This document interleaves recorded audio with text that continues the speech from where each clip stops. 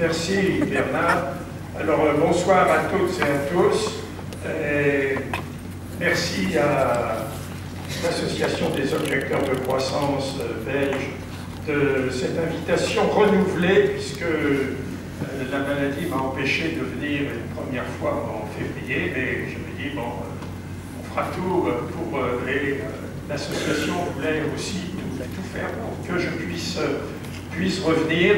On n'a pas changé le thème de la conférence, parce qu'il reste toujours d'actualité, construire l'avenir avant ou après l'effondrement. Sauf que c'est de plus en plus après, parce qu'on est en train de s'effondrer. Par conséquent, si on construit l'avenir, ça sera sans doute surtout après. Bon. Je pense que pour introduire ce thème, il faut être un peu philosophe, et je me référerai au plus grand philosophe de notre époque, Woody Allen. Woody Allen nous dit « Il y a trois questions fondamentales en ce bas monde. D'où venons-nous? Où allons-nous? Et qu'est-ce qu'on va manger ce soir ?» Alors, par précaution avec Bernard Legros, on a mangé avant la conférence, parce qu'il avait peur que je défaille en cours de route. Mais pour 800 millions au moins de nos concitoyens, enfin de terriens, d'humains, la question n'est même pas qu'est-ce qu'on va manger ce soir, mais est-ce qu'on va manger ce soir? Et effectivement, la question centrale, c'est le présent, ou au moins le futur immédiat, parce que s'il n'y a pas de futur immédiat, il n'y a pas d'avenir non plus, et donc la question construire l'avenir avant ou après, implique non seulement où est-ce qu'on va, mais où nous en sommes et d'où nous venons pour être arrivés là où nous en sommes et nous orienter vers là où nous irons. Et alors là, Woody Allen nous donne là aussi la réponse, dans un autre morceau génial de sa philosophie, un autre chapitre de sa philosophie. Il dit, nous sommes arrivés à la croisée de deux chemins.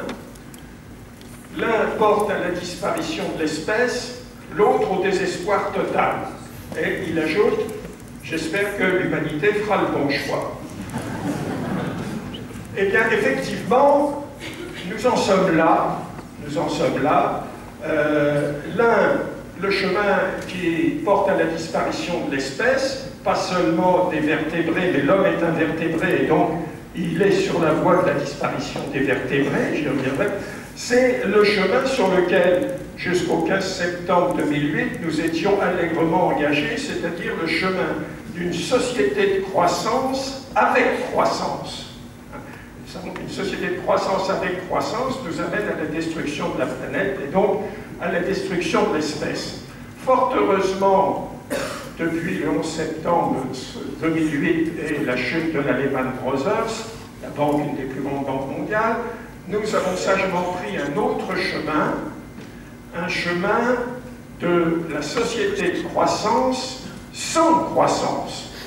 Et évidemment, là, c'est un chemin, je dis fort heureusement, parce que nous émettons moins de gaz à effet de serre, parce que nous consommons moins de pétrole, nous détruisons moins vite la planète.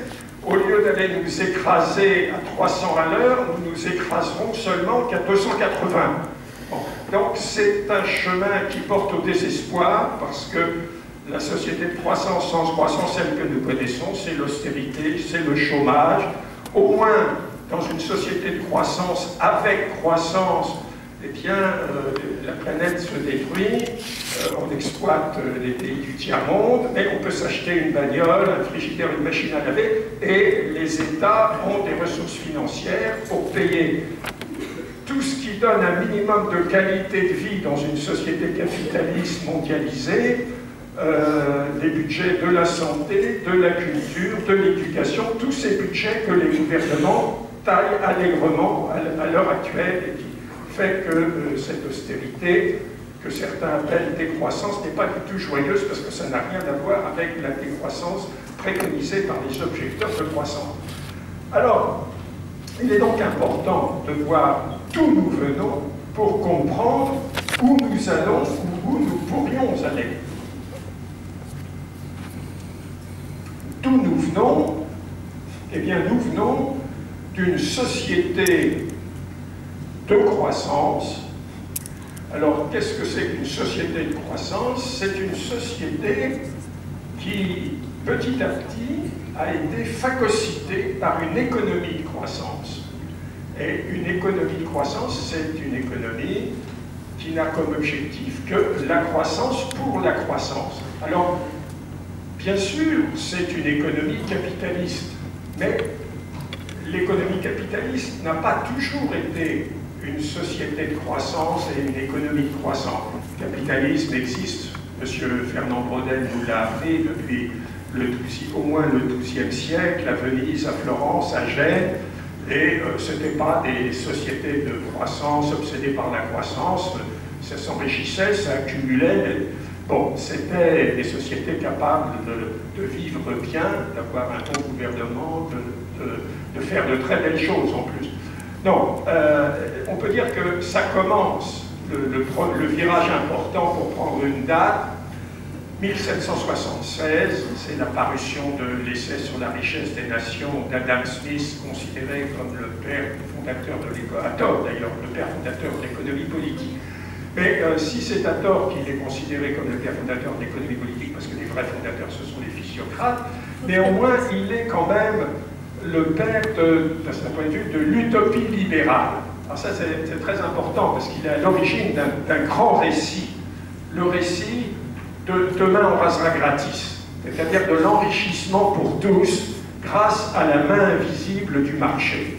Alors ça, c'est fantastique, la main invisible du marché fait que les riches, bien sûr, vont devenir plus riches, mais les pauvres vont s'enrichir, parce que la richesse des riches va dégouliner sur les pauvres. C'est ce que les économistes ont théorisé dans leur langue sacrée en anglais, le trickle-down effect, l'effet de percolation de la richesse.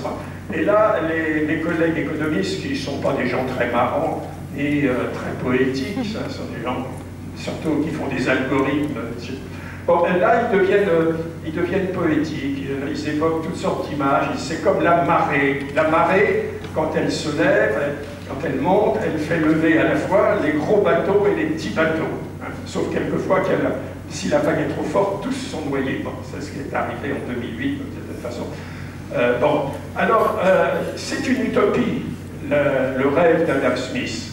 C'est-à-dire qu'au XVIIIe siècle, les riches deviennent plus riches avec le développement du capitalisme en Angleterre, mais les pauvres deviennent plus pauvres. Les pauvres, les paysans sont chassés de leurs terres, les ouvriers travaillent dans des conditions abominables, il suffit de... Alors on le sait, il suffit de relire Dickens, Hard Times, mais on l'oublie, on nous apprend que là, voilà, la croissance, c'est fantastique, l'industrialisation, ça enrichit tout le monde, etc. Non, pendant un siècle, c'est pas vrai du tout. Et je ne parle pas, évidemment, de l'appauvrissement de l'Inde, le pays qui était le plus riche traditionnellement de la planète, et qui, après la défaite de Placet, devient la concurrence des textiles anglais, ruine des millions de tisserands indiens, dont Marx lui-même, pourtant productiviste, nous dit que les os des tisserands indiens blanchissaient les plaines du Gange. Il en faut des ossements pour blanchir les plaines du Gange. Donc pendant un siècle, l'utopie libérale, ça ne marche pas du tout. Et puis, il arrive que les rêves les plus fous prennent des commencements de réalité, et vers 1850, le capitalisme connaît une mutation que mon ami Alain Gras et d'autres, Jacques Greenwald appellent, il est devenu un système thermo-industriel. Thermo-industriel, et thermos, la chaleur. C'est-à-dire qu'il utilise les machines à feu. Et les machines à feu, c'est formidable. Machine à vapeur, de watts, et puis ensuite le moteur à explosion. Ça permet d'utiliser une chose fantastique, un don de la nature, donc quelque chose de gratuit, et qui a un potentiel fantastique, les énergies à base de carbone. Donc le charbon d'abord, et puis le pétrole ensuite, qui est évidemment l'arme absolue de la société de croissance. Alors à partir effectivement de ce moment-là, la potentialisation avec cette énergie gratuite et avec un potentiel fantastique, eh bien ça permet une production de masse. Alors, une production de masse, mais le système n'a pas changé de nature pour autant, et c'est pas tout de produire massivement, il faut consommer massivement. Et on a beau exporter, on n'arrive pas à liquider tout, et le système connaît des crises terribles. Tous les 10 ans, il y a une crise qu'on appelle cyclique, qui met sur le pavé des millions de chômeurs, et puis au bout de 3 ans, 4 ans, ça redémarre. Bon. Alors le système doit comme ça fonctionner avec un coût, mais incontestablement, pendant les périodes dites de prospérité, la condition des travailleurs s'améliore, travaillent un peu moins, on arrive à imposer le pic des 10 heures d'abord, puis ensuite on arrive même jusqu'à 8 heures par jour, maintenant c'est reparti dans l'autre sens, mais on arrive à réduire les horaires de travail, et on arrive à améliorer les salaires, et, au moins pour les gens du Nord. Pour les gens du Sud, ça ne s'améliore pas du tout, ça plutôt continue à empirer. Bon, ça va comme ça pendant un siècle. Et puis au bout d'un siècle, finalement, on a trouvé l'arme absolue. On croit avoir trouvé l'arme absolue, on est définitivement sorti des problèmes, on a mis sur pied une société de croissance qui va vers un avenir radieux. C'est la société de consommation. La société de consommation, c'est la base de la social-démocratie, du keynésio-fordisme, avec Ford, entre autres, on a un système, et là on est passé avec on a surtout mis au point, utiliser cette source d'énergie fabuleuse qu'est le pétrole. Il suffit de penser que quand on fait le plein dans sa voiture, qu'on met 30 litres de pétrole, c'est comme si vous mettiez un travailleur 24 heures sur 24 pendant 3 ans. Évidemment, mais vous payez seulement le pétrole, même si vous trouvez qu'il est cher, c'est beaucoup moins cher que si vous deviez payer un travailleur pendant 3 ans. Imaginez pour faire fonctionner votre voiture. Donc c'est fabuleux. Et Ford a compris qu'il faut des salaires assez élevés pour pouvoir vendre sa Ford T qui produit à des millions et des millions d'exemplaires. Donc on a les 30 glorieuses, cette période dont on rêve encore aujourd'hui, surtout les socialistes, et qui ne reviendra jamais. Les 30 glorieuses, donc 1945-1975, plus ou moins. Et donc c'est la société de consommation. Alors, cette société de consommation, elle est basée sur une triple illimitation. Illimitation de la production, mais ça signifie quoi? Ça signifie illimitation dans la destruction des ressources naturelles renouvelables et non renouvelables. Illimitation de la consommation. Et ça signifie quoi? Nous avons un estomac limité. On ne peut pas consommer indéfiniment. Pour consommer toujours plus, il faut créer artificiellement des désirs, des besoins artificiels. Le désir étant illimité, il faut transformer le besoin en jouant sur le désir. Là, on est allé ce matin au musée, il y avait une publicité pour je ne sais plus quoi.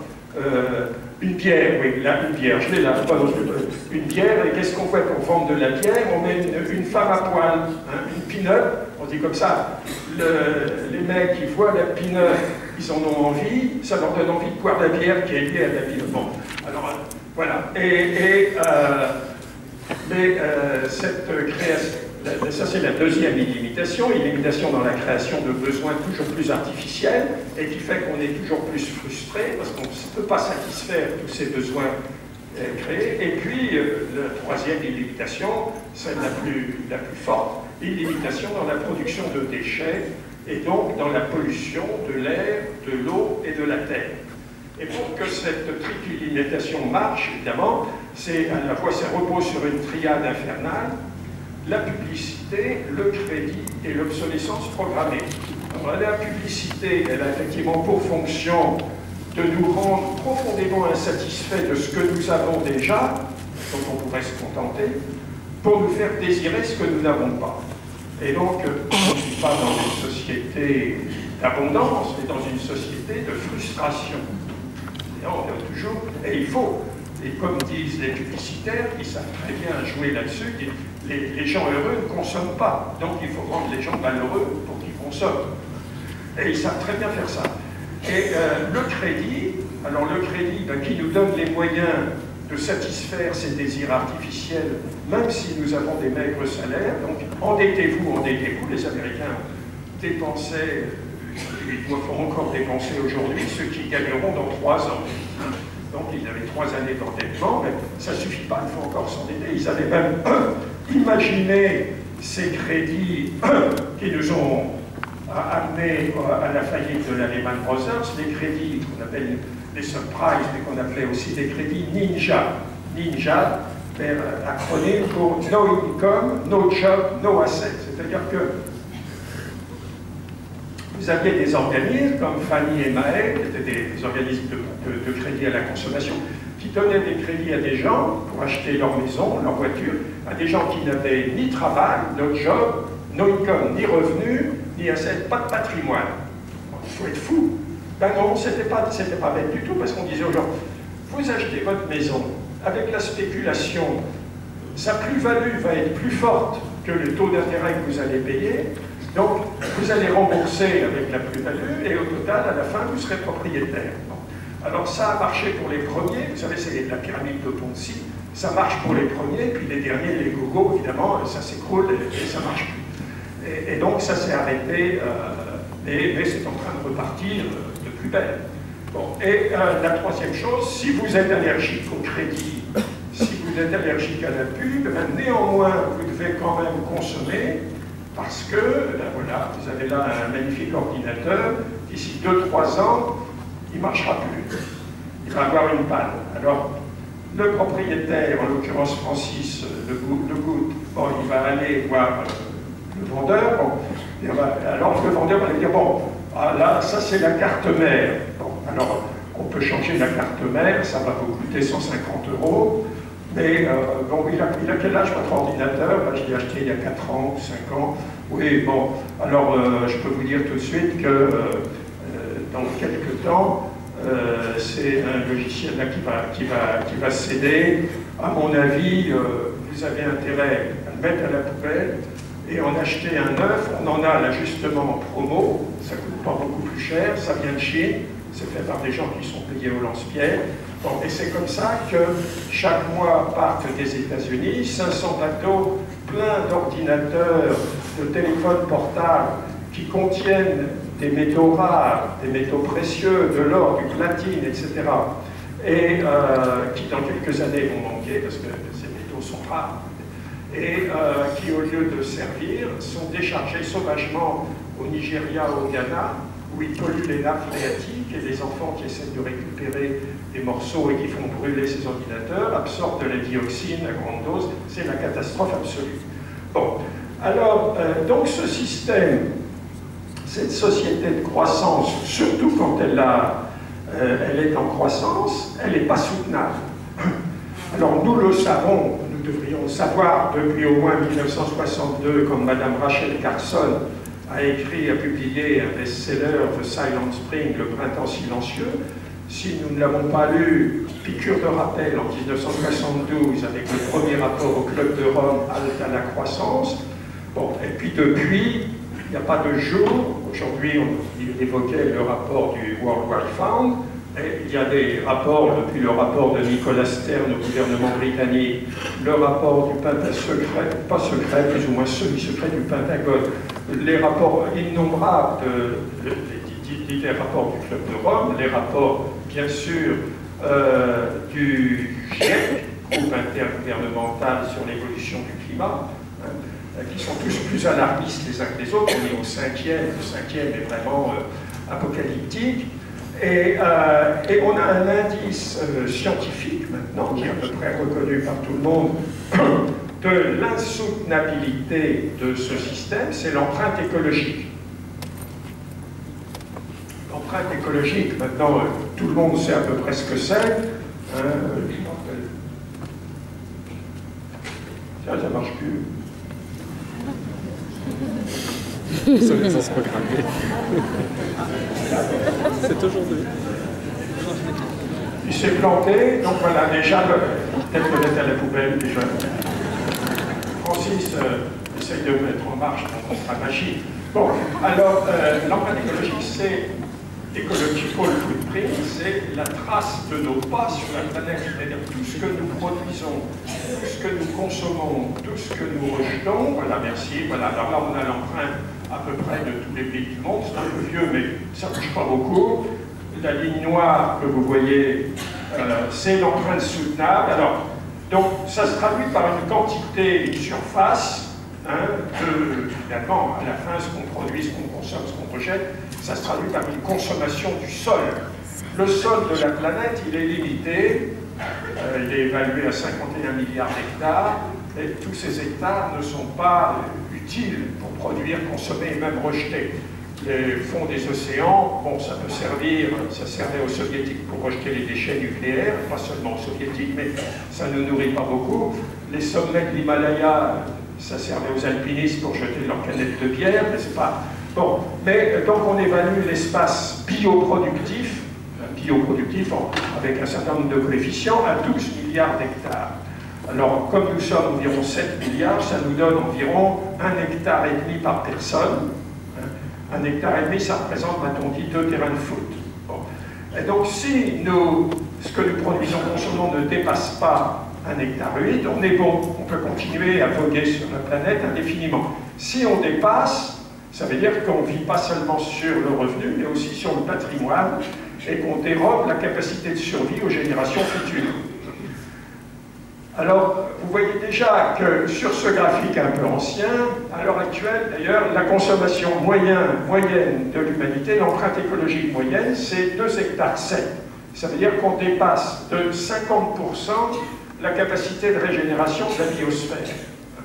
Alors, les écologistes qui font ces calculs ont imaginé de célébrer chaque année le jour où on a épuisé notre quota soutenable.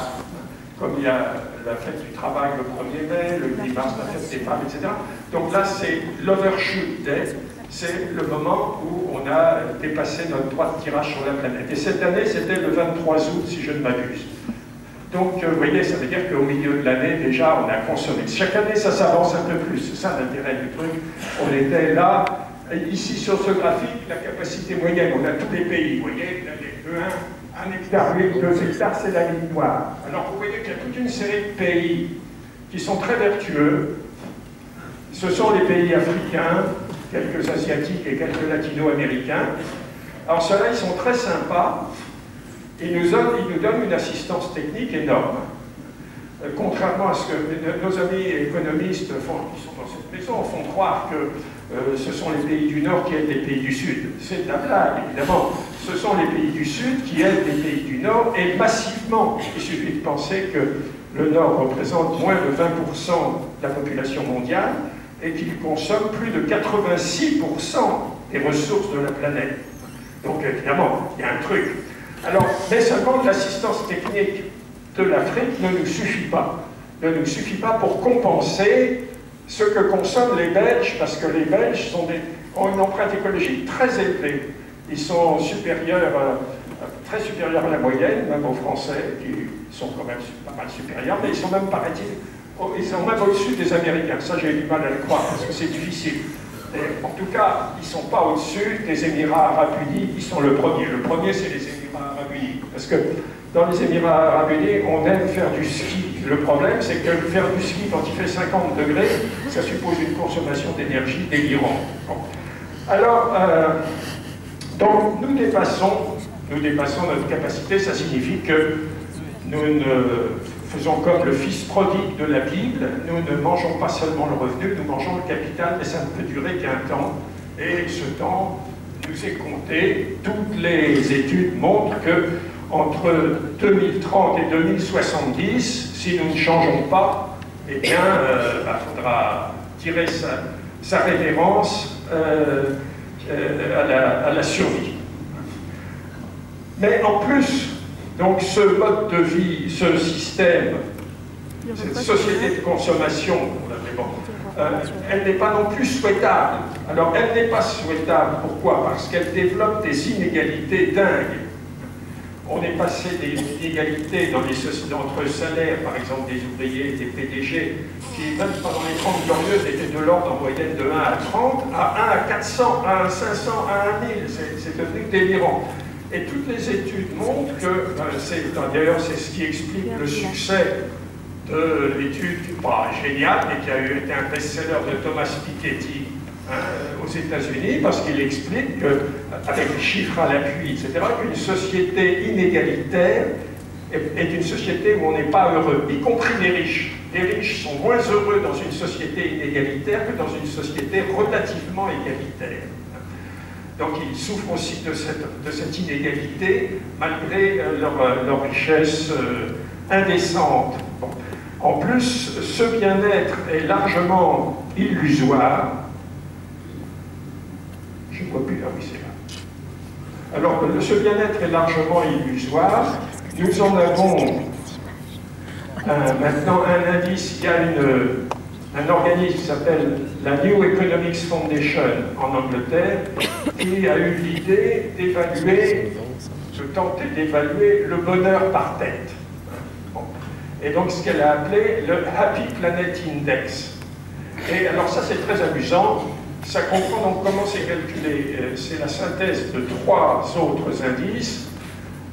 L'espérance de vie à la naissance, partant de l'idée que les sociétés où l'on meurt à 20 ans ne doivent pas être des sociétés très désirables. L'empreinte écologique, parce que si une société a une empreinte écologique insoutenable, ce n'est pas non plus une société destinée au bonheur. Et enfin, une troisième chose beaucoup plus complexe, parce que avec une forte dimension subjective, ça s'appelle justement subjective well-being, le sentiment de bien-être subjectif. Donc on demande aux gens, par des tests, s'ils sont heureux, plus heureux qu'avant, moins heureux, etc., que leurs parents. Et alors le résultat est assez extraordinaire parce qu'il est totalement, non pas contre-intuitif, mais contraire à ce que les économistes nous ont appris, c'est-à-dire ça renverse complètement l'ordre des produits intérieurs bruts par tête, l'indice fétiche. Donc, par exemple, vous voyez que les États-Unis, qui ont le plus gros produit intérieur brut, qui par tête arrive au 4e rang, qui, pour l'indice de développement humain, cet indice mis au point par Amartya Sen, qui introduit le niveau d'éducation et de santé, ils sont un peu moins bien, mais ils arrivent quand même encore au 10e rang. Mais pour le bonheur, ils descendent carrément au 150e rang. Vous voyez que c'est à peu près la même chose pour tous les pays riches. Alors, qu'est-ce qui arrive en tête?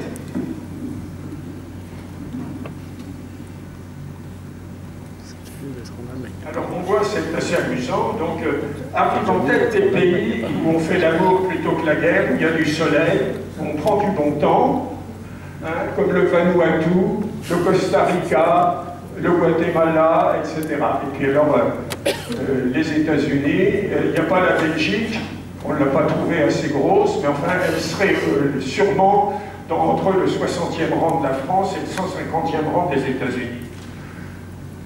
Donc, alors ça confirme évidemment d'autres études économiques, plus économiques au sens traditionnel du terme, comme celle de Herman Daly, qui avait développé un Genuine Progress Indicator, un indicateur de bien-être authentique, et qui montrait, voilà, on voit qu'après les années 70, il se passe quelque chose, hein, que la croissance, les coûts de la croissance deviennent supérieurs à ses bénéfices. Hein, simplement, il soustrait de la croissance du produit intérieur brut les coûts, parce que la croissance engendre de la pollution, donc des maladies, il faut se soigner, elle engendre de l'insécurité, donc il faut se protéger, etc. Donc il y a des coûts de la croissance, et alors, pendant les 30 glorieuses, les deux indices sont à peu près parallèles, et après, il y a un ciseau qui montre... Bon, alors on voit donc que cette société d'où l'on vient, finalement, est une société qui nous porte, comme l'a montré, l'a bien senti Woody Allen, soit à la disparition, soit au désespoir. Bon, alors c'est ce que nous allons voir maintenant. Est-ce qu'il n'y a pas, je ne suis pas venu ici pour vous dire qu'on avait le choix entre la peste et le choléra.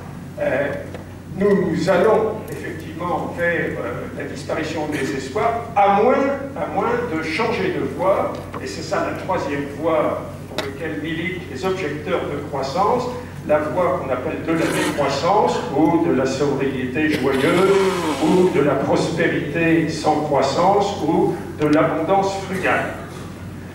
Donc, c'est l'écosocialisme ou la barbarie.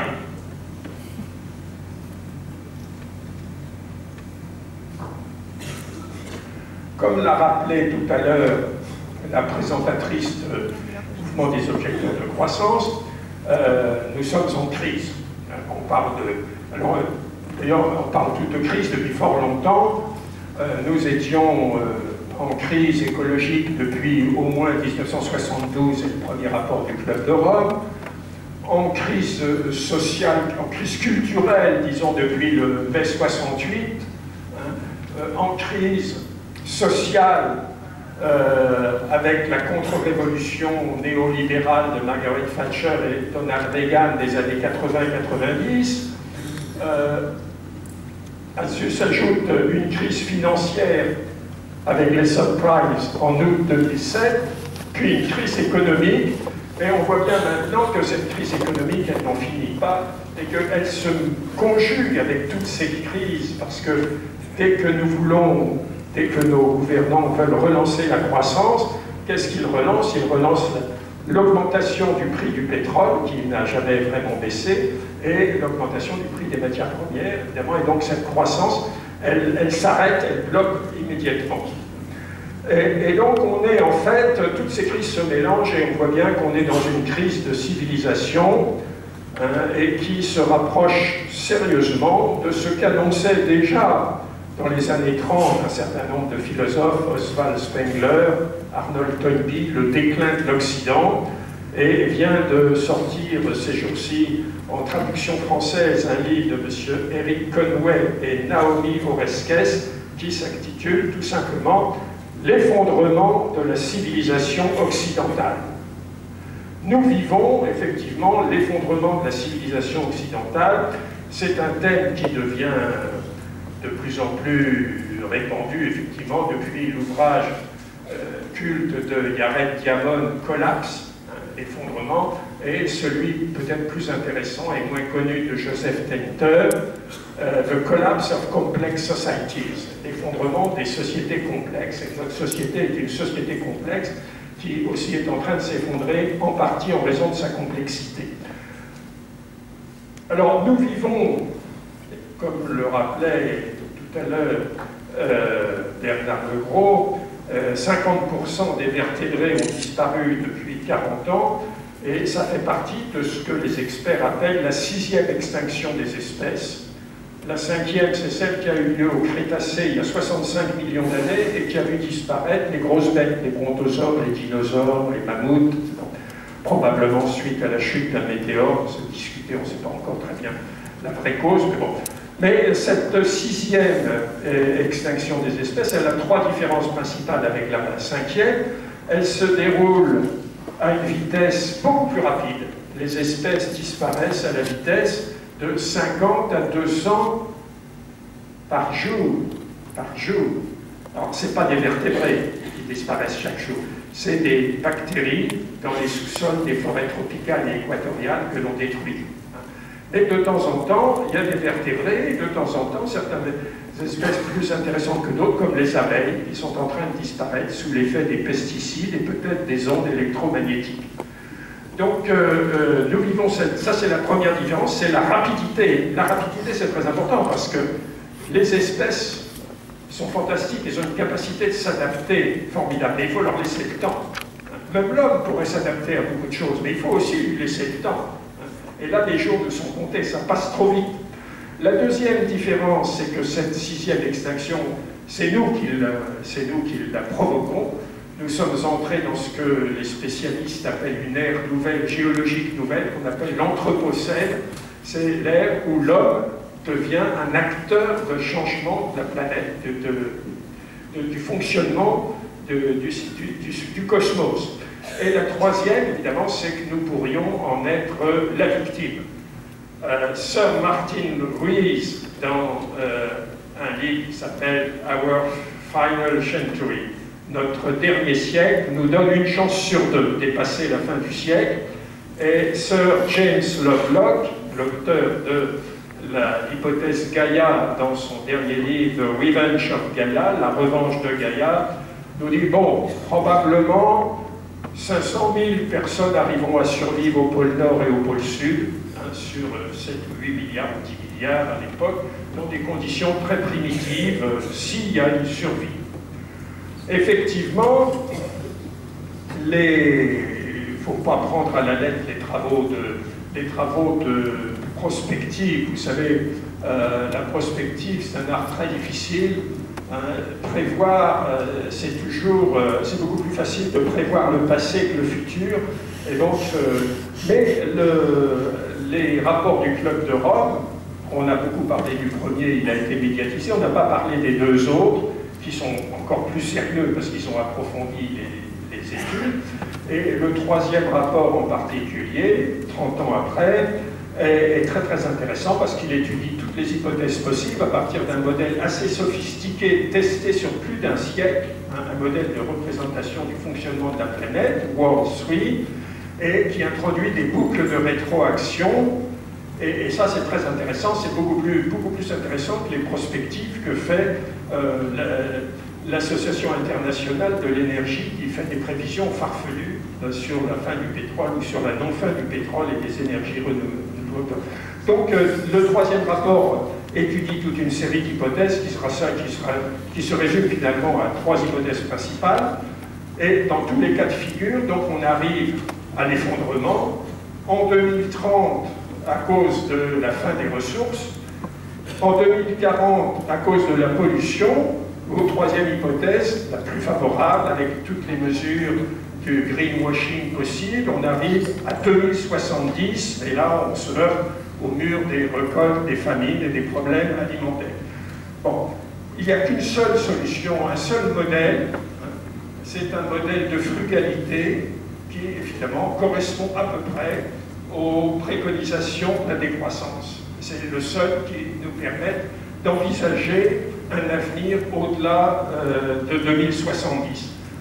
Alors, avenir peut-être pour 500 000 personnes au pôle, mais cet avenir-là ne sera pas forcément souhaitable, parce que pour maintenir le type de vie, on va vers une forme, évidemment, on voit bien déjà, à l'heure actuelle, où nous vivons dans des régimes de plus en plus policiers, de plus en plus totalitaires, pas le vieux totalitarisme tel que le pensait Orwell ou Aldous Huxley, beaucoup plus sophistiqué, celui de la NSA, où nous sommes tous espionnés 24 heures sur 24 sans le savoir. Mais évidemment, ça se met en place pour permettre le maintien à l'oligarchie mondiale, peut-être, sous une forme que des romanciers, des cinéastes de science-fiction ont assez bien anticipé, bien décrit. Je pense à un très beau film des années 80, je crois, peut-être avant, Soleil vert. Voilà, vraiment ce que pourrait être Our Future, notre prochain futur, notre prochain siècle. Alors, la décroissance, c'est l'alternative. C'est non pas l'alternative, mais une matrice d'alternative. Alors d'abord, la décroissance, c'est pas la croissance négative. La croissance négative, c'est ce que nous connaissons à l'heure actuelle, et effectivement, les journalistes qui n'ont rien vu me disent, mais nous sommes là, maintenant nous sommes en décroissance, et contrairement à ce que vous écrivez, c'est pas serein, c'est pas joyeux, c'est pas convivial du tout. Ben, je pense bien, parce que nous ne sommes pas en décroissance, nous sommes dans toujours dans une société de croissance. Et pour paraphraser Hannah Arendt, il dira, une société de croissance sans croissance, c'est la pire des choses. Elle disait, une société de travailleurs sans travail, c'est la pire des choses, c'est la même chose. Et donc, c'est terrible. Donc, il nous faut imaginer une société, comme mon collègue anglais Tim Jackson, une société de prospérité sans croissance. Il faut penser l'emploi, si c'est nécessaire, et la prospérité, sans la croissance, c'est ce que j'appelle une société d'abondance frugale. Mais cette société, bien évidemment, une fois sortie de la société de croissance, du logiciel de la société de croissance, on ne la construira pas de la même façon. On est libéré de l'impérialisme de l'économie et on retrouve la diversité des cultures. Et par conséquent, une fois libérée cette chape de plomb, c'est l'ouverture à l'inventivité, la réouverture à l'inventivité historique. Alors, on ne construira pas cette société de prospérité frugale de la même façon au Texas et au Chiapas. En Afrique, en Asie, chacun doit trouver sa propre voie. Mais toutes ces expériences ont en commun d'avoir des conditions minimales de soutenabilité. Et ces conditions de soutenabilité, j'ai essayé de les formaliser sous la forme d'un cercle vertueux des 8 R.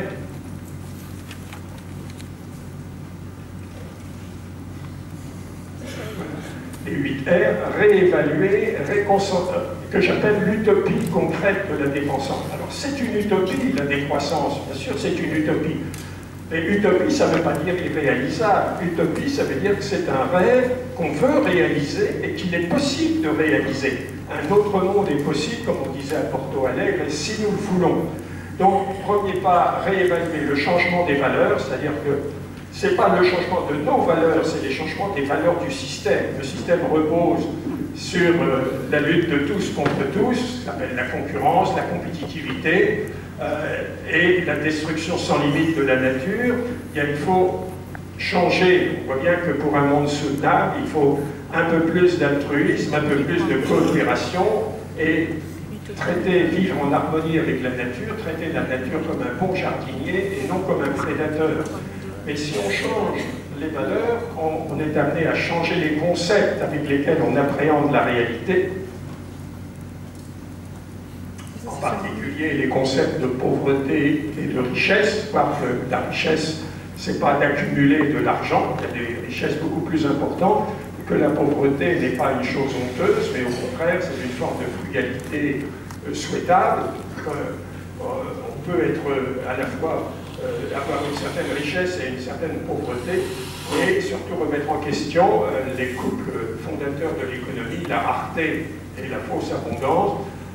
La rareté est essentiellement une invention créée par la mise en place de l'économie capitaliste. Ça commence d'abord entre le XVIe et XVIIIe siècle en Angleterre avec le drame des enclosures, c'est-à-dire de la clôture des communaux, de la privatisation des communaux qui empêchent les pauvres de pouvoir faire pâturer des bêtes. Mais ça continue aujourd'hui avec la privatisation du vivant. Qu'est-ce qui se joue dans le problème des OGM? C'est la confiscation par Monsanto et Novartis d'un don de la nature, la fécondité des espèces, qui veulent privatiser, se l'approprier pour la revendre ensuite aux autres et la contrôler. Donc, si on change les valeurs et qu'on change les concepts, on a changé en quelque sorte le logiciel, la superstructure. Ça implique de changer le hardware, l'infrastructure, donc changer les rapports de production, produire autre chose, changer les rapports de distribution, ces rapports qui sont arrivés à des niveaux d'injustice et d'inégalité, et d'inégalité écologique aussi, non seulement inégalité économique, mais également écologique. Une des formes qui réalise tout ça, c'est évidemment la relocalisation, qui est contraire à cette évolution de la logique de la croissance, qui est une logique de mondialisation, réduction des gâchis, de l'empreinte écologique, de la surconsommation, réutiliser plutôt que l'obsolescence programmée, donc les choses doivent être réparées et finalement recyclées. Bon, alors, ça n'est pas un programme politique, c'est un horizon de sens dont on peut tirer des implications politiques en fonction des projets de chaque société et en fonction des valeurs de chaque société. Il y a des sociétés qui préfèrent développer telle production plutôt que telle autre. Voilà.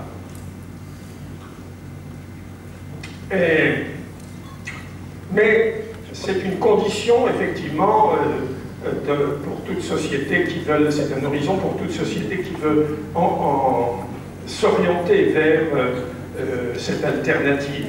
Alors, les journalistes, souvent, ou les adversaires, on dit toujours, mais Oui, votre truc, c'est pas mal, c'est sympa, mais c'est beaucoup trop abstrait. Si vous voulez convaincre les gens, il faut être concret, etc. Alors, pour être concret, en 2007, j'ai fait un programme électoral, mais ce programme électoral, il était valable pour la France, il faudrait le revoir peut-être un peu aujourd'hui. Et voilà, c'est un programme que j'appelle réformiste. En fait, il est réformateur, il n'est pas réformiste. La décroissance, c'est fondamentalement révolutionnaire parce que c'est radical, mais ça passe par des réformes concrètes.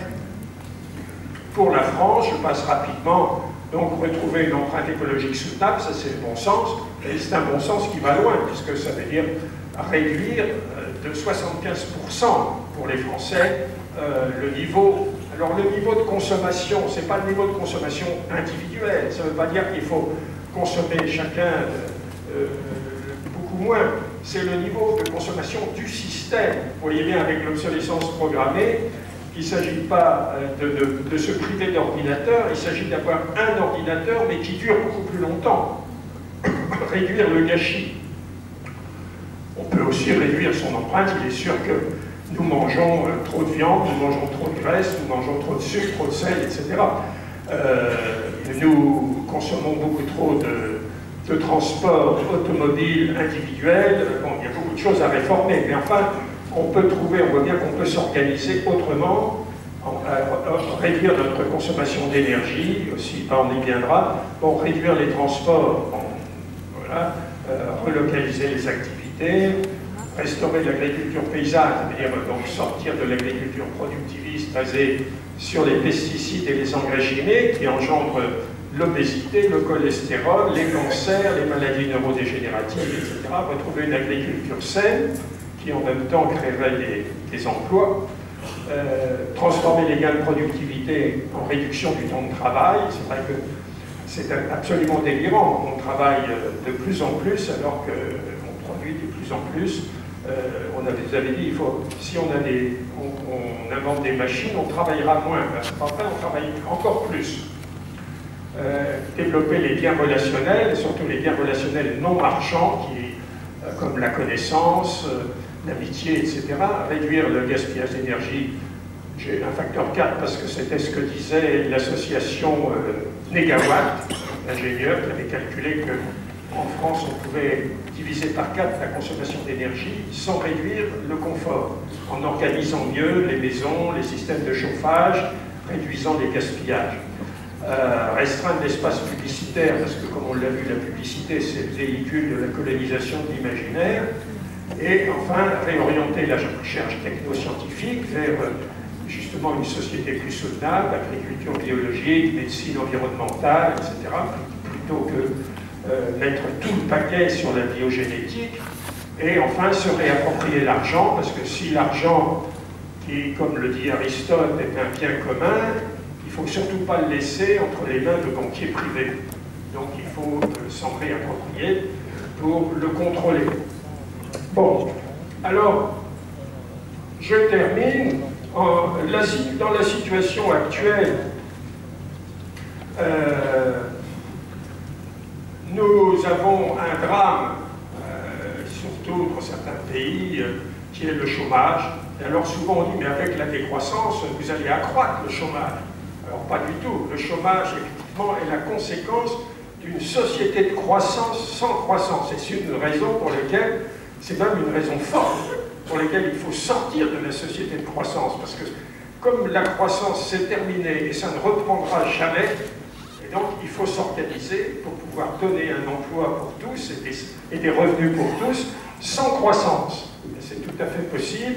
Alors, les députés verts grecs m'avaient invité il y a 2-3 ans à Bruxelles pour dire que dans le cas de la Grèce, qu'est-ce que vous proposeriez pour nous sortir de la situation désastreuse dans laquelle nous sommes? Je dis, ben, en théorie, c'est très simple. En pratique, c'est autre chose. Mais en théorie, c'est très simple. Il faut la première chose, même pour les décroissants, la première chose, c'est sortir du chômage, même si l'étape finale, c'est pas seulement de donner du travail à tout le monde, c'est d'abolir le travail, dépasser le travail. Bon, ça c'est une autre chose. Dans un premier temps, en tout cas, créer des emplois, c'est important. Donc, parmi les 8 R, 3 sont très importants dans la conjoncture actuelle. Relocaliser, parce que relocaliser, ça veut dire relocaliser les emplois. Recréer un tissu industriel qui a été détruit par la mondialisation. Parce que qu'est-ce que c'est que relocalisation? C'est démondialiser. La mondialisation, ça a été un jeu de massacre à l'échelle planétaire. Nos agricultures détruisent l'agriculture chinoise, ce qui est un drame planétaire dont on ne parle pas suffisamment, parce que nous chassons de la terre 800 millions de paysans chinois qui deviennent des Mingongs, qui s'entassent dans les banlieues des villes surpeuplées et surpolluées de Chine, et qui bientôt vont déferler sur le reste du monde. Donc les grandes invasions, c'est rien à côté, parce que 800 millions, les Huns, les Go, et tout ça, c'était quelques centaines de milliers. 800 millions, c'est beaucoup plus important, parce qu'en plus de ça, il faudra rajouter les Indiens, plus les Indonésiens et quelques autres. Bon. Donc, on a détruit l'équilibre de l'économie chinoise, et en revanche, les Chinois, évidemment, détruisent notre industrie et nos emplois. Donc, c'est vraiment le jeu de massacre. Il faut arrêter le jeu de massacre et retrouver la capacité de produire, non pas tout ce que nous consommons, mais une large partie de ce que nous consommons. Ce qui était encore le cas il y a 30 ans, 40 ans, du temps des grands. Donc la relocalisation, c'est fondamental pour retrouver des emplois. Donc la démondialisation. Reconvertir, la reconversion écologique est une nécessité, évidemment, face aux menaces écologiques. Donc reconversion de l'énergie, parce que dans quelques années, il n'y aura plus de pétrole, et surtout pas, c'est surtout pas le nucléaire auquel il faut songer pour se substituer au pétrole. La principale source d'énergie auquel il faut songer, c'est les économies d'énergie. Et si on veut faire des économies d'énergie, la première chose à faire, comme disait un ministre de l'Environnement hongrois, il y a quelques années, il disait, ou à ses collègues de l'Environnement, il dit, quand vous avez une inondation dans votre salle de bain, vous pouvez éponger avec la serpillière, mais la meilleure chose à faire, c'est quand même de fermer le robinet d'abord. Bon, donc, pour la consommation d'énergie, la première chose, c'est de fermer le robinet de la consommation, puis ensuite, de réduire, parce que si vous réduisez sans fermer le robinet, c'est un coup d'épée dans l'eau, ça ne sert à rien. Et puis enfin, alors reconvertir pas seulement l'énergie, reconvertir l'industrie automobile ou les automobiles individuelles, dans le transport collectif, et même autre chose, reconvertir toutes les activités nuisibles, comme la publicité. Et enfin, une troisième mesure importante, réduire le temps de travail.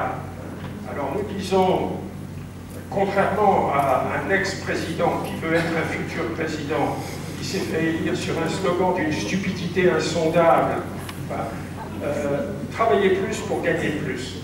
Stupidité insondable que tous les collègues économistes, et surtout les plus orthodoxes, auraient dû dénoncer. Parce que pour les orthodoxes en économie, il y a une loi sacrée, c'est la loi de l'offre et de la demande. Et qu'est-ce qu'elle nous dit, la loi de l'offre et de la demande? Elle nous dit que si vous travaillez plus, donc vous augmentez l'offre, et comme la demande n'augmente pas, le résultat, c'est l'écroulement du prix du produit. Le produit en question, c'est le travail, le salaire, et donc c'est l'écroulement du salaire. Donc travailler plus, ça ne peut engendrer que gagner moins. Donc, travailler d'ailleurs, c'est ce qui s'est produit historiquement. Plus les gens travaillent, moins ils gagnent.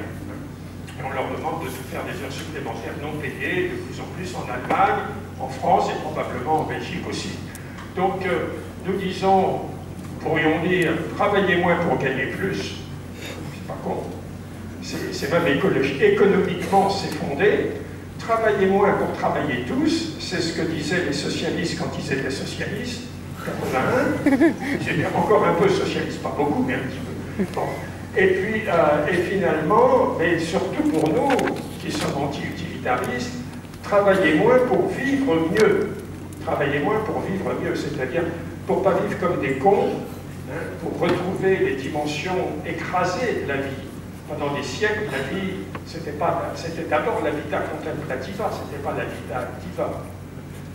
C'était donc la vie contemplative, la réflexion, la méditation, la lecture, bon, et le rêve, la prière, tout ce que vous voulez.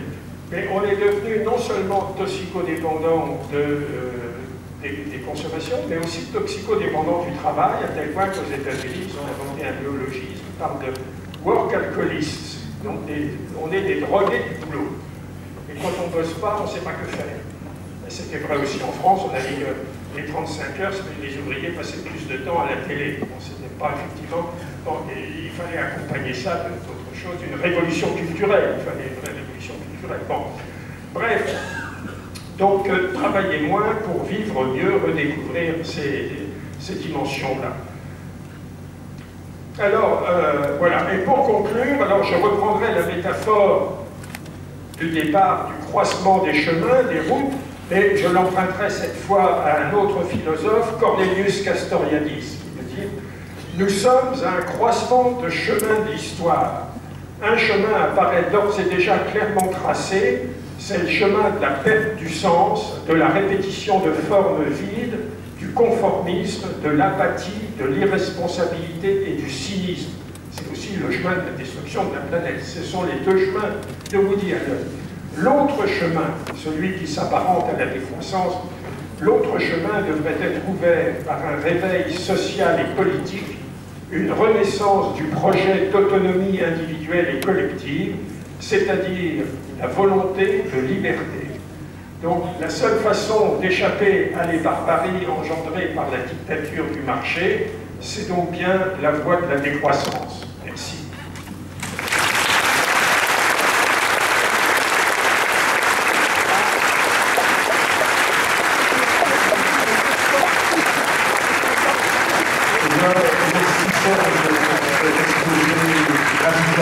Nous avons peu de chance ou pas de chance du tout d'entendre dans les médias dominants, donc il faut vraiment se rassembler dans des lieux comme ceci, ou lire des ouvrages que vous pouvez trouver sur la table, des ouvrages qui ne vont pas dans le vent dominant.